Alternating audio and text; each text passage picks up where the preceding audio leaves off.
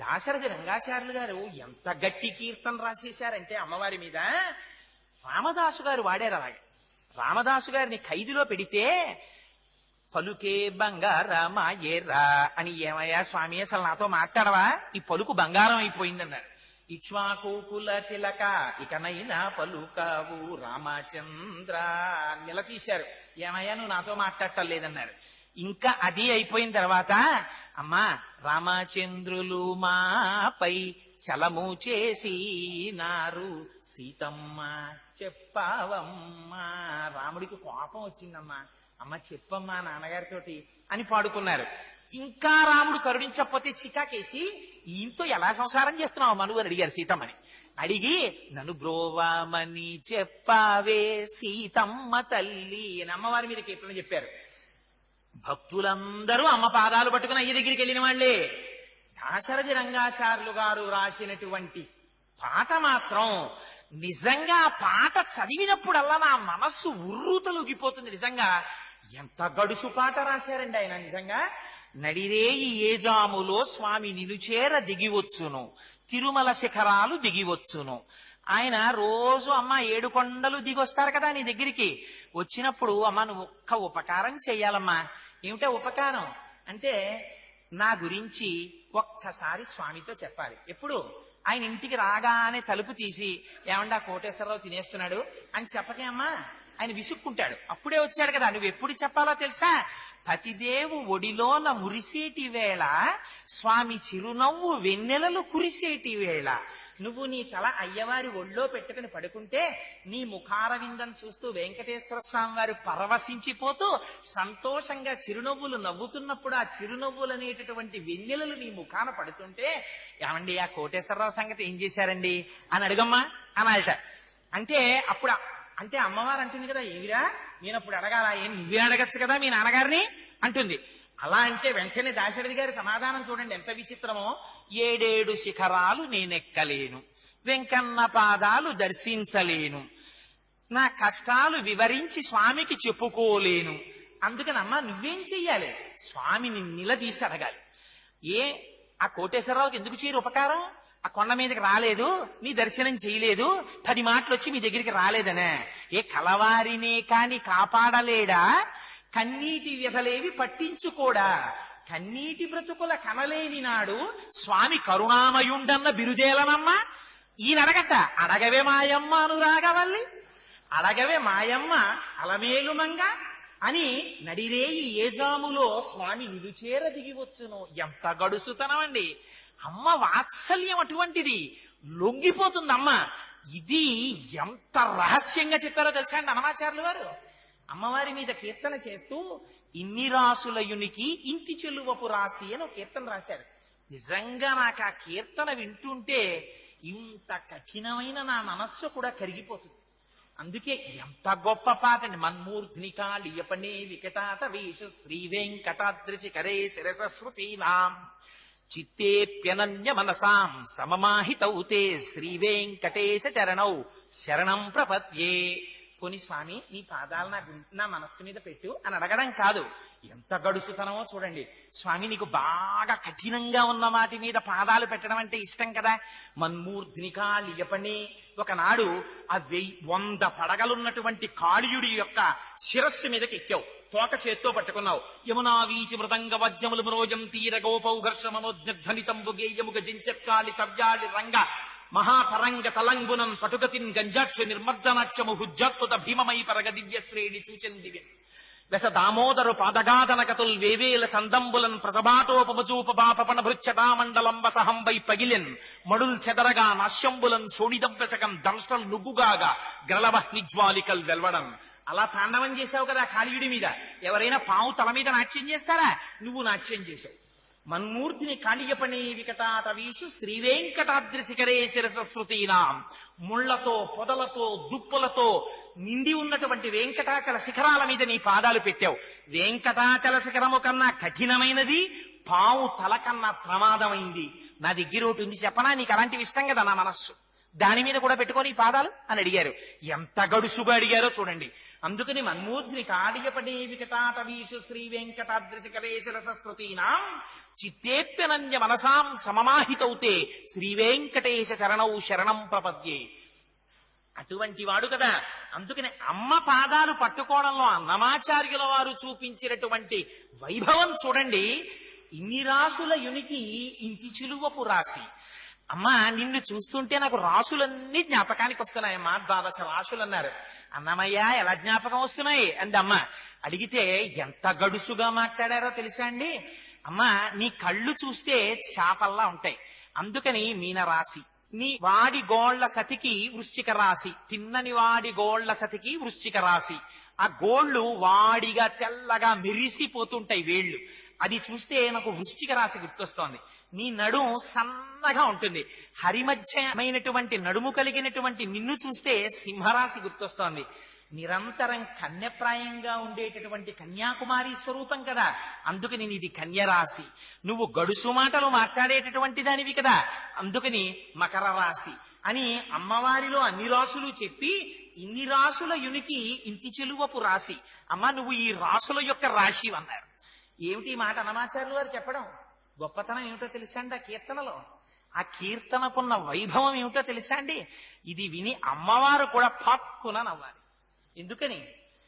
ఎవరు పుట్టినా ఎప్పుడు పుట్టాలి?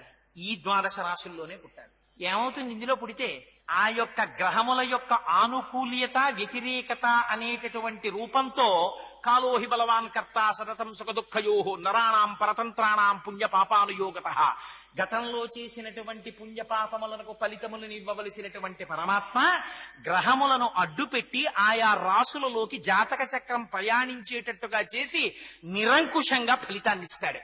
కానీ అమ్మా నీ పాదాలు పట్టుకుంటున్నాను, నీ రాసులన్నీ నీలో చూసి నమస్కారం చేస్తున్నాను. ఎందుకని? అమ్మ దగ్గర ఒక వాత్సల్యం ఉంది. తుల్యశీలావయో వృత్తాం తుల్యాభిజన లక్షణాం రాఘవోర్హతి వైదేహీం తం చేయమసి తే క్షణ. అమ్మ కన్ను నలుపు, అమ్మ కన్ను ఎరిపెక్కలు. అమ్మ పాదాలు పట్టుకుని అమ్మ రాసులన్నీ నీలో చూస్తున్నానమ్మా అన్నాడా? ఆ రాసుల వల్ల ఎటువంటి ఫలితము రావలసినటువంటి అవసరం ఉండనివ్వండి. అమ్మ దగ్గర ఒక గుణం ఉందిట. పరాశర భట్టర్లు శ్రీగుణరత్న కోశంలో చెప్తారు. ఐశ్వర్యమక్షర గతిం పరమం పదం వా కస్మైకి తంజలి భరం వహతే వితీర్య అస్మైన కించిత్ ఉచితం కృతం ఇత్యధాంబ త్వం లజ్జసే కదయకో యుదార భావ జ్ఞానక్రియా భజన సంపత కించనోహం ఇచ్ఛాధికార శకనానుచయా అనభిజ్ఞ అంగాసి దేవి యువయోరపి దుస్సహాని బధ్నామి మూర్ఖచరిత తవదుర్భరోస్మి యుక్తికైతవశతేన విడంబయామి తానంబ సత్యవచస పురుషాం పురాణాం యద్వానమే భుజబలం తవ పాద పద్మ లాభే త్వమేవ శరణం విధికృతాసి.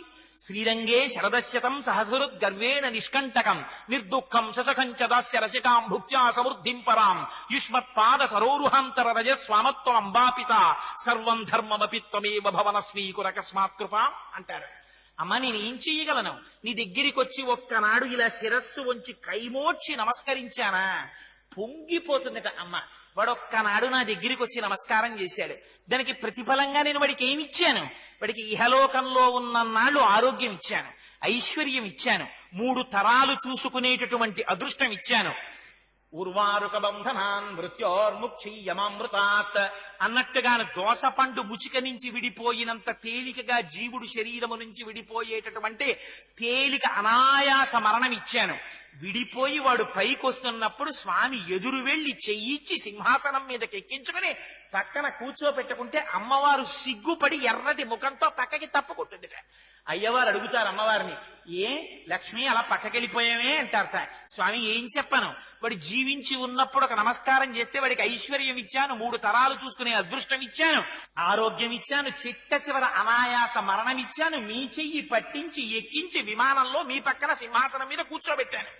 ఇంతకన్నా నేనేమీ వాడికి చెయ్యలేకపోయానని సిగ్గుపడి తప్పుకున్నానంటుంది అమ్మ. అమ్మ అటువంటి అమ్మవమ్మ నువ్వు. ఆ అమ్మని నీ పాదాలు పట్టి నమస్కరించని నాడు నేనెందుకమ్మా అంటారు. సౌందర్యలహరిలో శంకరులు అంటారు, నఖైర్నాకస్త్రీణాం కరకమల సంకోచతిభి తరుణాం దివ్యానాం హసత యువతే చండి చరణౌ ఫలాని స్వస్యేభ్య కిసలయ కరాగ్రేణ దతత దరిద్రేభ్యో భద్రాం శ్రీయమనిశమాత్మాయ రజతౌ అని. ఆ తల్లి నామం చెప్తే చాలు పొంగిపోతుంది. ఏం నామం చెప్పాలి? ఆవిడికి పేరు కూడా అక్కర్లా, శ్రీమాత అమ్మా అంటే చాలు పొంగిపోయి వచ్చి అక్కును చేర్చుకునేటటువంటి స్వరూపం ఉన్న తల్లి. అందుకని అమ్మ నీకేం తెలుసమ్మా? వాత్సల్యం తప్ప ఇంకోటి తెలియదు. వాత్సల్యము, వత్స అన్న పేరు ఆవు దూడకి వాడతారు. కోటీశ్వరుడు కానివ్వండి, లేక లేక లేక లేక లేక లేక ఒక కొడుకు పుట్టనివ్వండి, అమ్మ తనకి పుట్టినటువంటి కొడుకి ఒంటికి ఉన్నటువంటి మావిని తన నాలుకతో నాకదు ఏ తల్లి కూడా. కానీ ఒక్క ఆవు మాత్రం తన కడుపులోంచి బయటికి వచ్చినటువంటి దూడ యొక్క శరీరమునకు అంటుకున్న మావిని తన నాలుకతో నాకి శుభ్రం చేస్తుంది. ఆ నాకడం కూడా మీరు చూడాలి. నిజంగా అసలు భూమి మీద పుట్టినటువంటి దూడకి నిలబడడం చేత కాదు, అది లిల్లిల పడిపోతుంటుంది. పడిపోతున్నటువంటి దాన్ని పట్టుకోవడానికి చేతులు లేవు ఆవుకి. అటువంటి దూడని ఆవు నాకుతుందండి. గమ్మత్తు నిజంగా.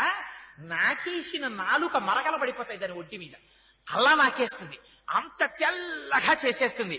ఆ దూడకి స్నానం చెయ్యాలని ఇంకెవరు అనుకోరు. వెళ్ళి గభాల దూడని పట్టుకుని సంతోషపడిపోతారు.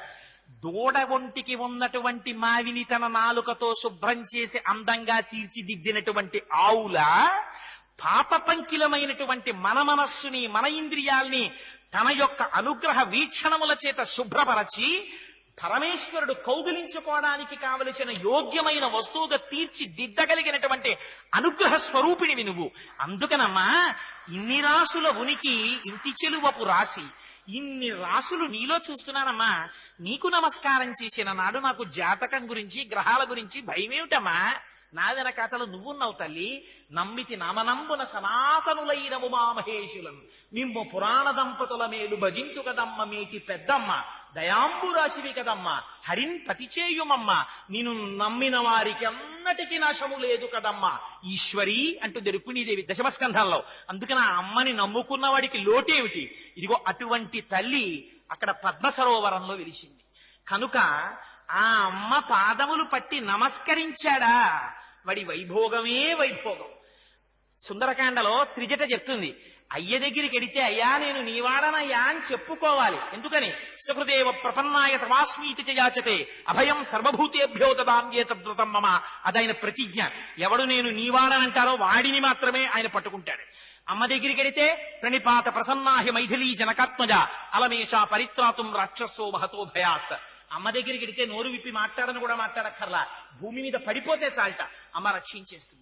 అంతటి దయాస్వరూపిణివి కదమ్మా నువ్వు అంటారు. అందుకనటువంటి వాత్సల్య స్వరూపిణి అయినటువంటి అమ్మ పద్మావతీదేవిగా వెలిసింది తిరుచానూరులో.